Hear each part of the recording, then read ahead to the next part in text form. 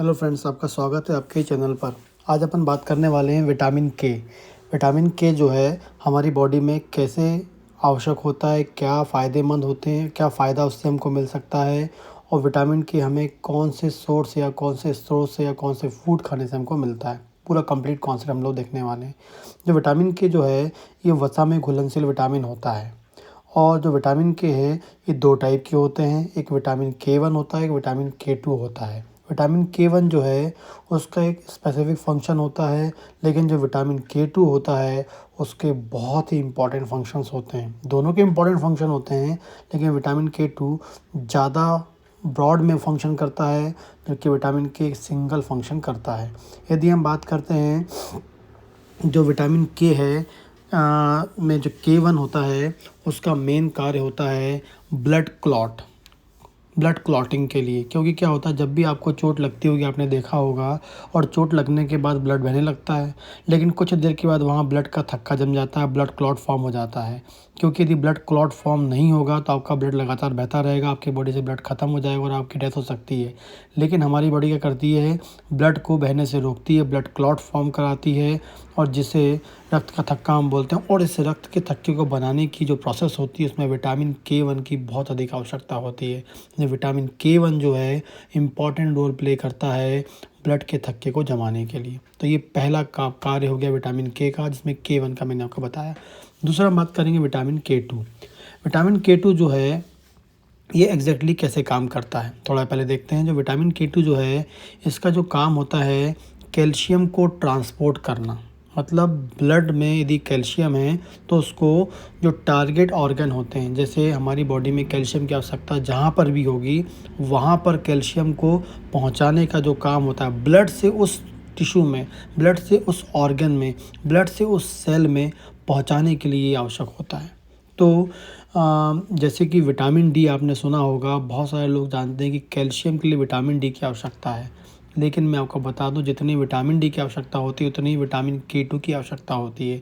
हम जो खाना खाते हैं, खाने में यदि हमने कैल्शियम लिया, हमने विटामिन और कैल्शियम की टैबलेट ली, या हमने फूड में कैल्शियम लिया, कैल्शियम जाता है हमारी आंतों में और वहाँ से अंदर अवशोषित होता है विटामिन डी के प्रेजेंस में। विटामिन डी जो है उसको आंतों से जो कैल्शियम है उसको ब्लड में पंप करवाता है। मतलब हमारे आंतों से ब्लड में जो कैल्शियम जा रहा है विटामिन डी की सहायता से जा रहा है। इसके बाद विटामिन डी का काम खत्म।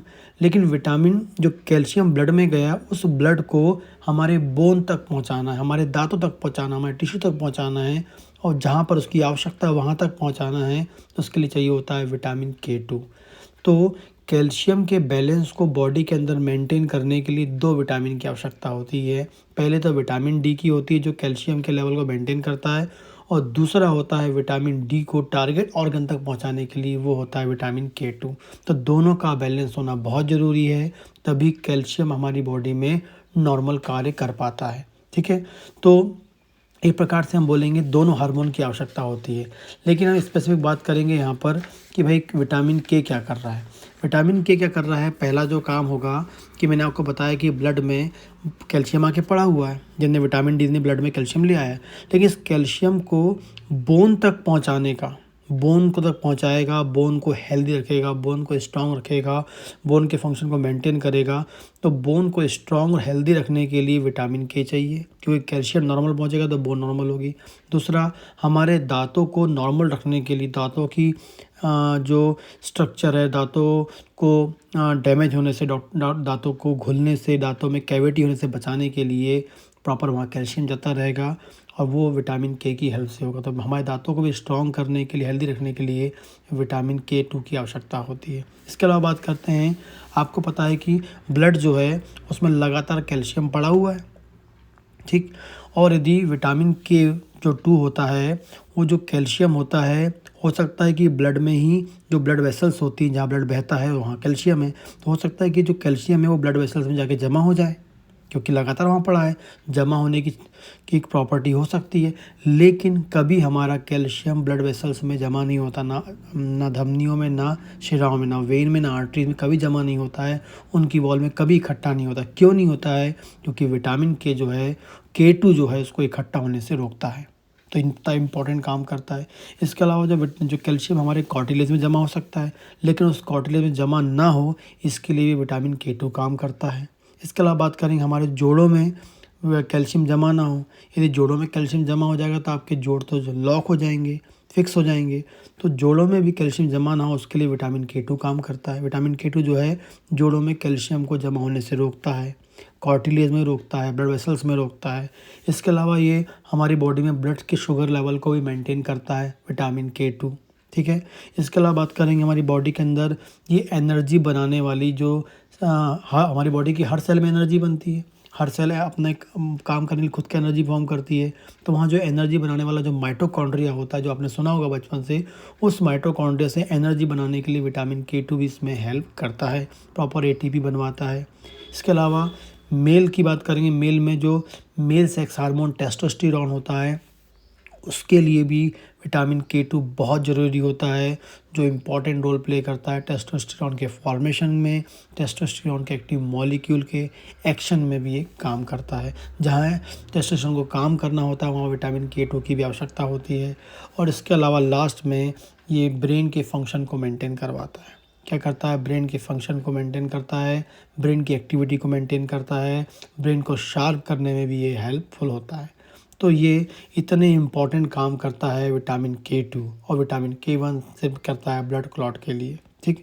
तो इस प्रकार से जो विटामिन K है हमारी बॉडी के लिए बहुत अधिक आवश्यक होता है। जो हमें, यदि हम बात करें, जो विटामिन K है जनरली हमारी बॉडी में विटामिन K जो है आंतों में बनता है, इंटेस्टाइन में बनता है, लेकिन इंटेस्टाइन में बनता है बैक्टीरिया के द्वारा। लेकिन कई बार क्या होता है, लगातार ये लोग एंटीबायोटिक्स खाते रहते हैं, यदि किसी का पेट ख़राब होता है, पेट में कोई प्रॉब्लम चल रही है, तो उनके जो बैक्टीरिया होते हैं उतने प्रॉपर फंक्शन नहीं करते हैं और विटामिन K बना नहीं पाते हैं। तो इस कंडीशन में आपको बाहर से विटामिन K की आवश्यकता होती है। तो उस बाहर से जाने वाले विटामिन K के लिए आप क्या कर सकते हैं, सबसे पहले चीज़ आप ले सकते हैं, चीज़ खा लीजिए आप। दूसरा, आप अंडा का पीला भाग खाइए आप, उसमें बहुत सारा आपको विटामिन K मिल जाएगा। इसके अलावा ग्रीन वेजिटेबल्स की बात करेंगे, उसमें आपको फूल गोभी, पत्ता गोभी आप ये ले लीजिए, ग्रीन वेजिटेबल्स ले लीजिए, उसमें आपको बहुत अच्छा खासा विटामिन K मिल जाएगा। और नॉन वेज की बात करेंगे, स्पेसिफिक कलेजी जो होती है उसमें बहुत सारा विटामिन K आपको मिल जाएगा।